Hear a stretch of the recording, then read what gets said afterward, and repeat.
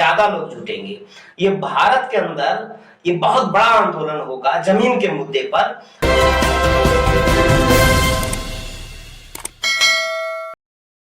SC ST को जमीन के अधिकार को दिलाने के लिए आप बहुत तेजी से जो है इस आंदोलन कर रहे हैं। आप सीएम सिटी में आपको डर नहीं लगता है?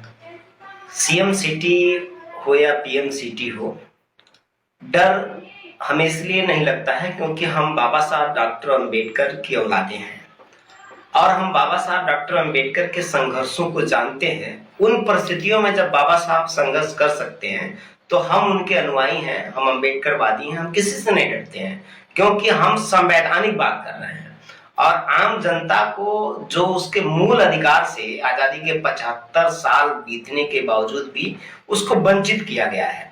तो आम जनता के हक की बात करना कोई डर की बात नहीं है। और सरकार हो या मुख्यमंत्री, वो जनता से बड़ा कोई नहीं होता है, जनता बड़ी होती है। तो जनता अपने मुद्दे पर खड़ी हमारे साथ और जमीन का जो मुद्दा है हम जीतेंगे। आप 2 बड़े आंदोलन किए जिसमें बहुत सारे लोग आए थे, तो क्या लगता है कि सरकार आपकी जो मांगे हैं उसे पूरा कर देगी?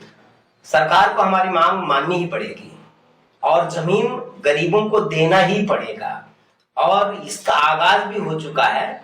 जो हमने 17 दिसंबर को रैली किया गोरखपुर में, 1 लाख से ज्यादा लोग थे। उसके बाद फिर हमने अभी 17 मार्च को भी आंदोलन किया है। इसके बाद हम आर पार की लड़ाई लड़ने के लिए 10 अक्टूबर को गोरखपुर में आ रहे हैं, जुट रहे हैं। आम जनता जुटेगी और 5 लाख से ज्यादा लोग जुटेंगे।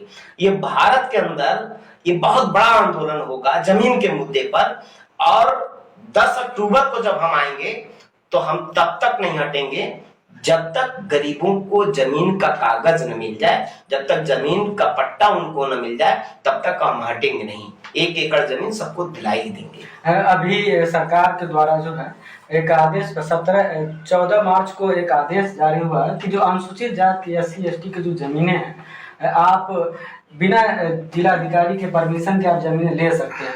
तो ये कहीं ना कहीं क्या इस पे आपकी क्या प्रतिक्रिया है?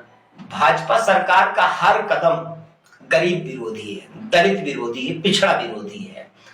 जब गरीब आगे बढ़ने लगा पढ़ाई लिखाई के माध्यम से तो इन्होंने शिक्षा के सारे दरवाजे बंद करना शुरू कर दिया।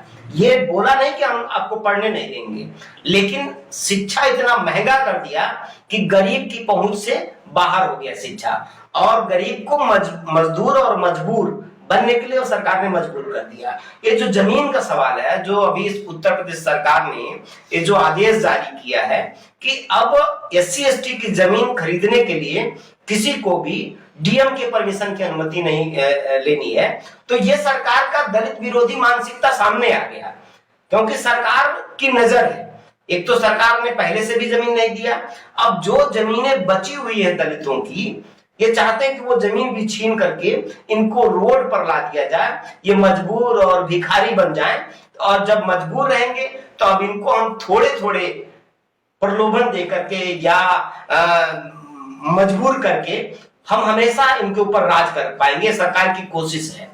लेकिन ये भी तो माना जाए सरकार की ये भी कोशिश हो सकती है, जो पहले एससी एसटी की जो जमीनें होती थी, अगर कोई लेना चाहता था अधिक पैसे में तो वो बेच नहीं पाता, हो सकता है उसके लिए वो फायदा हो, फिर इसलिए वो किया गया। नहीं, सरकार ऐसा नहीं सोच रही है, ये दलितों के फायदे के लिए नहीं सोच रही है। सरकार तो ये सोच रही है कि जितनी जमीनें उनके लोगों के पास थी, वो आज जो गरीब दलित हैं उनके सामने मजबूरियां बहुत हैं।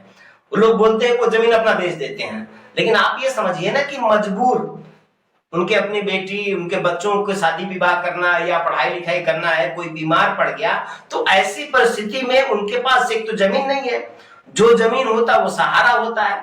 तो ये जो सरकार है ये नहीं सोच रही कि उनका उत्थान होगा, ये सरकार ये सोच रही कि उनकी जमीनें छीन लो, ये हमेशा हमारे दरवाजे पर हमारी गुलामी करने के लिए मजबूर रहेंगे, लाचार रहेंगे। लाचार बनाने की कोशिश उत्तर प्रदेश सरकार की है। आज आप जमीन के मामले को लेकर के आपने उठाया, लेकिन लोग रुचि दिखा रहे, लेकिन आरक्षण को लेकर के लोगों की रुचि नहीं, आखिर क्यों? आरक्षण भी बहुत इंपॉर्टेंट मुद्दा